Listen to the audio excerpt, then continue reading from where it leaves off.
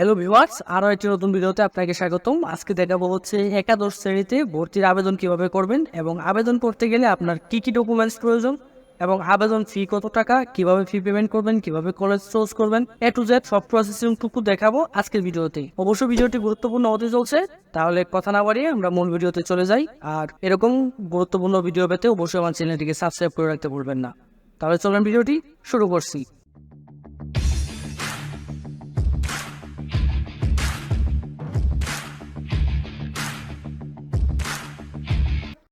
একাদশ শ্রেণীতে ভর্তির আবেদনের জন্য আমি প্রথমে যে কাজটি করব, মোবাইল অথবা কম্পিউটারে যে কোনো একটি ব্রাউজার ওপেন করে নেব। আমি যেহেতু আপনাদেরকে মোবাইল দিয়ে আবেদন প্রসেসিংটি দেখাচ্ছি, তার জন্য মোবাইলে যে কোনো একটি ব্রাউজার ওপেন করে নিলাম। আমি ব্রাউজারে সার্চ বারে গিয়ে সার্চ করব হচ্ছে XI অ্যাডমিশন। সার্চ করার পর ঠিক এরকম ইন্টারফেস আসবে। এখান থেকে XI ক্লাস অ্যাডমিশন সিস্টেমের উপর ক্লিক করবেন। এখানে অবশ্যই লোগোটি একটু দেখে নেবেন। এই লোগো থাকা অবস্থায় এই লিঙ্কে ক্লিক করবেন। ক্লিক করলে একাদশ শ্রেণীতে ভর্তির জন্য যে ওয়েবসাইটটি রয়েছে নির্দিষ্ট, সেই ওয়েবসাইটে চলে যাবে এবং এখান থেকে যে কাজটি করতে হবে, যেহেতু আমার পূর্বে কোনো নিবন্ধন করা নেই বা পূর্বের আমার কোনো অ্যাকাউন্ট করা নেই, তার জন্য আমি এখানে সাইন আপে ক্লিক করে নতুন একটি অ্যাকাউন্ট ক্রিয়েট করে নেব। তার জন্য আমি সাইন আপের উপর ক্লিক করব। ক্লিক করলে ইন্টারফেসটা ঠিক এরকম আসবে। এখান থেকে একটি অ্যাকাউন্ট তৈরি করে নিতে হবে আমাকে। অ্যাকাউন্ট তৈরি করার জন্য আমাকে প্রথমে রুল দিতে হবে, অর্থাৎ এসএসসি রুল। এখান থেকে আমি এসএসসি রুলটা টাইপ করে নেব।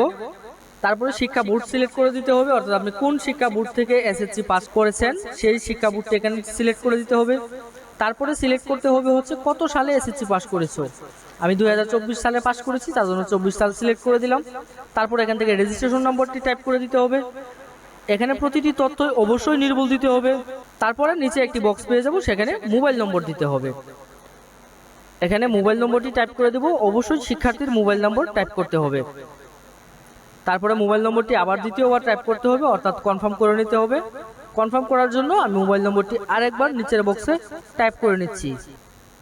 দেন যে কাজটি করব, সাইন আপে ক্লিক করব।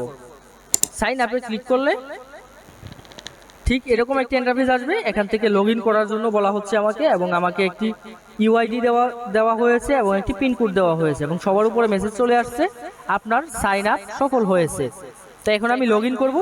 লগ ইন করার জন্য এখানে ইউআইডিটি টাইপ করে নেব। সবার উপরে আমাকে একটি ইউআইডি দিয়েছে, সেই ইউআইডিটি আমি এখানে টাইপ করব। ইউআইডিটি অবশ্যই আমার রেজিস্ট্রেশন নাম্বার দিয়ে ইউআইডি চলে আসছে এবং একটি পাসওয়ার্ড দিয়েছে। আপনারা চাইলে এই মেনুটিকে একটি স্ক্রিনশট দিয়ে নিতে পারেন, কেননা আপনার ইউআইডি পাসওয়ার্ডটি পরবর্তীতে কাজে লাগবে। যতবার আপনি এই অ্যাকাউন্টে লগ ইন হতে যাবেন, ততবারই আপনার ইউআইডি এবং পাসওয়ার্ডটি লাগবে। তার জন্য আমি আমার ইউআইডি এবং পাসওয়ার্ডের একটি স্ক্রিনশট নিয়ে নিলাম। তারপরে আমি যে কাজটি করব, এখান থেকে আমার পাসওয়ার্ডটি টাইপ করে দেব। পাসওয়ার্ড স্বরূপ আমার এখানে যে পিনকোডটি দিয়েছে, সেই পিনকোডটি আমার পাসওয়ার্ড। এই পিনকোডটি এখানে টাইপ করে দিলাম। দেওয়ার পরে আমি যে কাজটি করব, এখান থেকে লগ ইনে ক্লিক করব। লগ ইনে ক্লিক করার পর এরকম একটি ইন্টারফেস আসবে, সেভ পাসওয়ার্ড। আপনি চাইলে এখান থেকে এই পাসওয়ার্ডটি সেভ করে নিতে পারবেন। তো আমি আমার পাসওয়ার্ডটা এখান থেকে সেভ করে নেব। তার জন্য সেভের উপর ক্লিক করব। ক্লিক করলে আমার লগ ইন কমপ্লিট হয়ে যাবে এবং এখান থেকে গিয়ে আমার যে কাজটি করতে হবে, প্রথমেই আবেদন করে নিতে হবে। এখানে দেখেন আমার আবেদনকারীর সকল তথ্য এখানে চলে আসছে। এখানে একটি মেনু পেয়ে যাব, এখানে ক্লিক করব। আমার প্রোফাইলের উপর ক্লিক করব। ক্লিক করলে এখানে পেয়ে যাবেন আবেদন। আবেদনে ক্লিক করলে নিচে পেয়ে যাবেন হচ্ছে আবেদন ফি জমা দিন, কেননা এই আবেদনটি করার জন্য আগে আবেদন ফি জমা দিতে হবে। তার জন্য আমি আবেদন ফি জমা দিনের উপর ক্লিক করব। এরকম একটা ইন্টারফেস আসবে। এখান থেকে আমি সোনালী ব্যাংক PLC সিলেক্ট করে দেবো। এখানে ক্লিক করলে এরকম অপশন আসবে। আমি চাচ্ছি আবেদন ফিটি মোবাইল ব্যাংকিংয়ে দিতে, তার জন্য মোবাইল ব্যাংকিং সিলেক্ট করে দেবো। দেওয়ার পরে বিকাশে ক্লিক করব। ক্লিক করে কনফার্ম করে দেবো, কেননা আমি ফিটি বিকাশ দিয়ে পে করতে চাচ্ছি। তার জন্য পে উইথ বিকাশে ক্লিক করব। তারপর ক্লিক করলে বিকাশের মেইন যে ইন্টারফেসটি রয়েছে সেটি চলে আসবে। এখানে যে কাজটি করতে হবে, এখানে আমার বিকাশ নম্বরটি আমি টাইপ করে দেব। আপনারা চাইলে আবেদন ফিটি অন্যান্য মোবাইল ব্যাংকিং দিয়েও দিতে পারবেন। বিকাশ নম্বর দেওয়ার পর আমি যখন কনফার্মে ক্লিক করব, যে নম্বরটি ব্যবহার করছি সেই নম্বরে একটি ওটিপি কোড চলে যাবে। এই ওটিপি কোডটি এখানে টাইপ করে কনফার্ম করে দেব। দেন বিকাশের পিন কোড দেব, দিয়ে আমি আবার কনফার্ম করে দেব। দেওয়ার পর দেখেন শুধুই আপনার লেনদেন সফলভাবে সম্পূর্ণ হয়েছে। ধন্যবাদ। আমার আবেদনটি সফলভাবে সম্পূর্ণ হয়েছে এবং এখানে একটি আমাকে আবেদনের রেফারেন্স নম্বর দিয়েছে। এখন আমার যে কাজটি করতে হবে, এখন আমি কলেজ চুজ করে আবেদন করে নেব।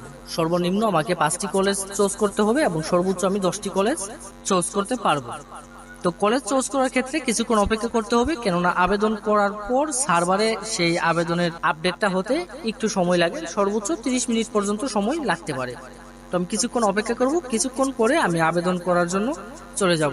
তো আবেদন করার জন্য যে কাজটি করব, আমি প্রোফাইল আইকনে ক্লিক করব, ক্লিক করে সেখানে পেয়ে যাবেন আবেদন, আবেদনে ক্লিক করব, আবেদনে ক্লিক করে এখান থেকে পেয়ে যাবেন আবেদন করুন, আবেদন করুনের উপর ক্লিক করব।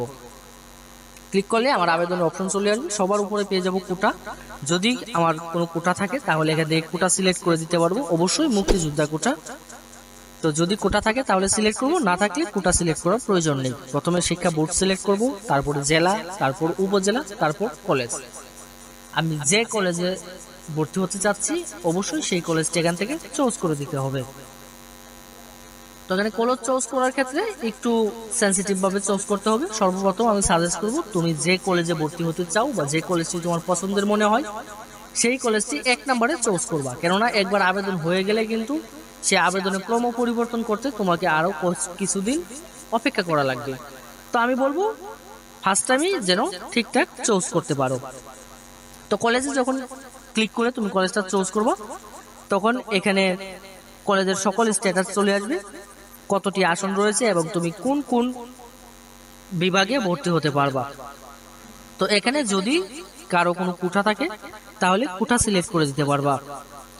SQ হচ্ছে বিশেষ কোঠা এবং EQ1 হচ্ছে শিক্ষা কোঠা, অবশ্যই মন্ত্রণালয়ের, আর EQ2 হচ্ছে শিক্ষক কর্মচারী কোঠা।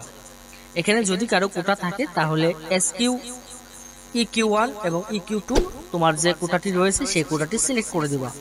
আর যদি কোঠা না থাকে তাহলে কোনো সিলেক্ট করার প্রয়োজন নেই, জাস্ট তুমি যে কোর্সে ভর্তি হতে যাচ্ছ, এখানে আমি যে আবেদনটি করছি তার জন্য অ্যাভেলেবেল 2টি বিভাগ রয়েছে, হিউম্যানিটি এবং বিজনেস স্টাডিজ। তো আমি চাচ্ছি সে হিউম্যানিটি থেকে SSC পাস করছে, তার জন্য আমি ইন্টারমিডিয়েটও তার জন্য হিউম্যানিটিতেই অ্যাপ্লাই করব। তার জন্য হিউম্যানিটির উপর এখানে একদম ডান দিকে দেখবা একটা প্লাস আইকন রয়েছে, সেই প্লাস আইকনে ক্লিক করে সিলেক্ট করে দিবা এবং আমার যে কলেজটিতে আমি সিলেক্ট করলাম সেটি 1 নাম্বার কলেজে সিলেক্ট হয়ে গেল। এখন একইভাবে যতগুলো কলেজ তোমার পছন্দ হয়, পছন্দ অনুযায়ী সবগুলো কলেজ তুমি এখান থেকে সিলেক্ট করে দিবা। সবগুলো কলেজ চুজ করব, চুজ করে আমি একটু আবেদন কপিটি আমার একবার দেখে নেব, আমি কোন কোন কলেজে আবেদন করেছি এবং সবকিছু ঠিক আছে কিনা। যদি ক্রম পরিবর্তন করার প্রয়োজন পড়ে তাহলে এখানে এরো কি পেয়ে যাবেন, এরো কি ক্লিক করে ক্রম পরিবর্তন করে নিতে পারবেন। আর যদি কোনো কলেজ এখানে ভুলে চলে আসে তাহলে এখানে ক্রসে ক্লিক করে সেই কলেজটি বাতিল করে দিতে পারবেন। সবকিছু ঠিক থাকলে আবেদন সাবমিটের উপর আমি ক্লিক করব, ক্লিক করে আবেদনটি সাবমিট করে দেব। এরপরে এখানে আরেকটি অপশন পেয়ে যাবেন, এখান থেকে এগিয়ে জানে ক্লিক করবেন, ক্লিক করে আমি আবেদনটি সাবমিট করে দেবো। দেন ঠিক আছে ক্লিক করব, ক্লিক করলে দেখেন আমার আবেদনের একটি প্রিভিউ আমাকে দেখাবে এবং সবকিছু ঠিক আছে কিনা দেখে নিতে পারবো। সবকিছু ঠিক থাকলে আমি এখান থেকে আবেদন কপি ডাউনলোডের উপর ক্লিক করব। এখানে 2টি অপশন পেয়ে যাবেন, আবেদনটি চাইলে আপনি আপডেট করে নিতে পারবেন, যদি আরো কোনো কিছু যোগ করার প্রয়োজন পড়ে সেটি যোগ করে নিতে পারবেন, আর যদি যোগ করার প্রয়োজন না পড়ে তাহলে PDF ডাউনলোড করনে ক্লিক করতে পারবেন। তবে আমি সবকিছু চেক করে দেখলাম আমার আবেদন কপিতে আর কোনো কিছু আপডেট করার প্রয়োজন নেই, তার জন্য আমি PDF ডাউনলোডে ক্লিক করে সেই আবেদন কপিটি ডাউনলোড করে নেব। তো আমি যে আবেদনটি করলাম সেই আবেদনটি আমি সফলভাবে কমপ্লিট করতে পারছি।